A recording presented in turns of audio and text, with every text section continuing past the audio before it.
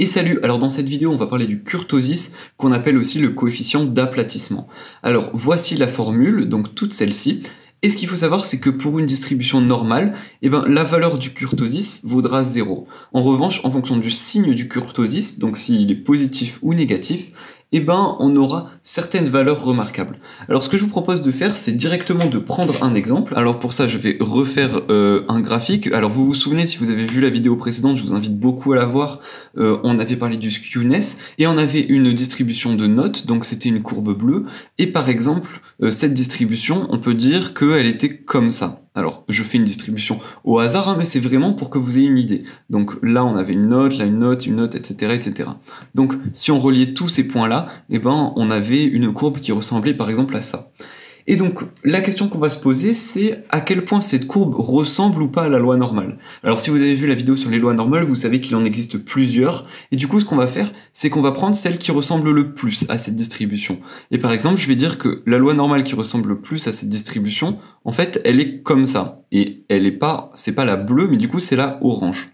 Donc là, qu'est-ce qu'on remarque? En fait, on remarque que par rapport à notre distribution initiale, on a notre loi normale ici, les valeurs centrales, donc les valeurs centrales, on va dire que ce sont celles-ci, vous voyez qu'elles sont en dessous de la loi normale, donc les valeurs centrales de notre distribution sont en dessous des valeurs de la loi normale, et par contre, les valeurs des extrémités, regardez ici et ici, les valeurs de notre distribution sont au-dessus de la loi normale. Et une autre manière de voir les choses, ça pourrait être de dire en fait que la distribution, elle est trop aplatie en quelque sorte par rapport à la loi normale qui lui est associée. Et là, on voit bien qu'elle est plutôt aplatie. Donc vous voyez en fait que le kurtosis finalement, ça va être la mesure de l'écart entre notre distribution et la loi normale. Alors si vous avez quelque chose sous cette forme-là, c'est-à-dire si votre distribution elle est en dessous de la loi normale pour les valeurs centrales et au-dessus de la loi normale pour les valeurs extrêmes,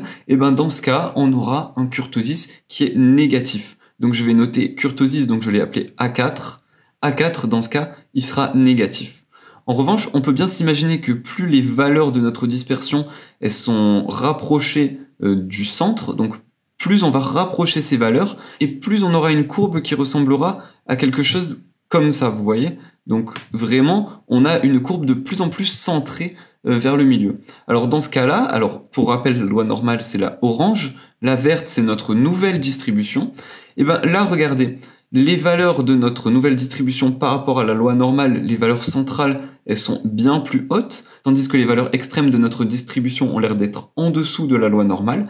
Donc si vous avez un tel cas de figure, ça veut dire que votre kurtosis, que j'ai nommé A4, il est positif. Alors une manière assez simple de s'en souvenir, c'est juste vous regardez les valeurs centrales. Si les valeurs centrales sont au-dessus, kurtosis positif. Si les valeurs centrales de votre distribution sont en dessous des valeurs centrales de la loi normale, dans ce cas le kurtosis sera négatif.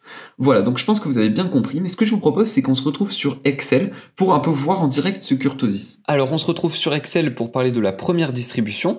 Alors là on remarque donc la distribution elle est en verte ici, donc c'est les bandes vertes qui sont là, et à cette distribution j'ai apposé en rouge une courbe, et cette courbe en fait c'est la courbe de la loi normale qui se rapproche le plus de la distribution. Alors une petite remarque, c'est que là sur le côté on n'a pas les effectifs, on a les densités.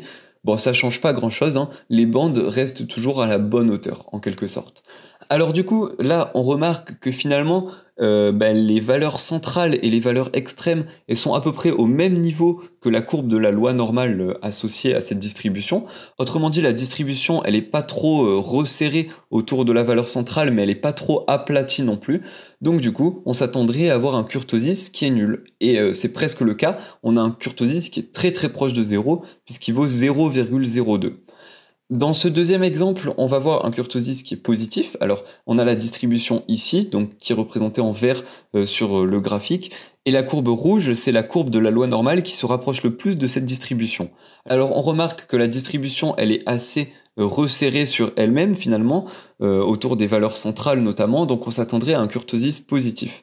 Une autre manière de voir les choses, c'est que vous voyez finalement que au niveau des valeurs centrales, eh ben, les valeurs centrales de la distribution sont largement au-dessus de la loi normale, tandis que pour les valeurs extrêmes ici, ben, les valeurs extrêmes elles sont à peine au-dessus de la courbe de la loi normale. Donc là, on aurait en quelque sorte une compensation, puisque les valeurs centrales sont largement au-dessus, tandis que les valeurs extrêmes sont à peine au-dessus. Donc finalement, ces valeurs extrêmes-là, elles vont pouvoir être en quelque sorte négligeables, et donc valeur centrale au-dessus de la courbe de la loi normale, bim, kurtosis positif. C'est bien ce qu'on trouve. On va passer à un troisième exemple. Alors là, on avait un kurtosis qui se rapprochait beaucoup de 0, hein, parce qu'il y avait la compensation. Mais là, regardez, dans ce troisième exemple, on a un kurtosis qui est très très très élevé, il est très très positif. Ça veut dire quoi? Ça veut dire que la distribution, elle est très centrée autour d'une valeur, et c'est bien ce qu'on trouve ici, la distribution, elle est très centrée autour d'une valeur, hein, c'est clairement ça. Une autre manière de voir les choses, donc là, il y a encore une fois la loi normale associée à la distribution. Là, regardez, les valeurs centrales, elles sont largement au-dessus de la loi normale, tandis que les valeurs extrêmes sont largement en dessous de la courbe de la loi normale associée à cette distribution. Donc du coup, eh ben, on a un kurtosis qui est très positif. On va passer à un dernier exemple. Alors là, on voit que la distribution, elle est un petit peu aplatie, donc on s'attendrait à un kurtosis négatif, et c'est bien le cas. Une autre manière de voir les choses, c'est de se dire que, donc là, on a la courbe de la loi normale associée à la distribution des valeurs vertes, ici. Donc regardez, au niveau des valeurs centrales, eh ben, on remarque que les valeurs centrales de la distribution sont en dessous de la courbe de la loi normale, tandis que de part et d'autre, donc au niveau des valeurs extrêmes, on voit que les valeurs extrêmes de la distribution sont au-dessus de la courbe de la loi normale. Donc du coup, valeur centrale en dessous, valeur extrême au-dessus, kurtosis négatif. Voilà, donc à travers cette vidéo, j'espère que vous aurez bien compris ce que signifiait un kurtosis nul, un kurtosis négatif et un kurtosis positif, et aussi quand il était peu positif et très positif. Donc si vous avez tout bien compris, vous pouvez lâcher un petit like, ça fait super plaisir. Si vous avez des questions ou quoi, comme d'habitude, hein, vous pouvez les laisser dans les commentaires. Et nous, on se retrouve dans les vidéos suivantes pour parler de l'échantillonnage. Du coup, à tout de suite.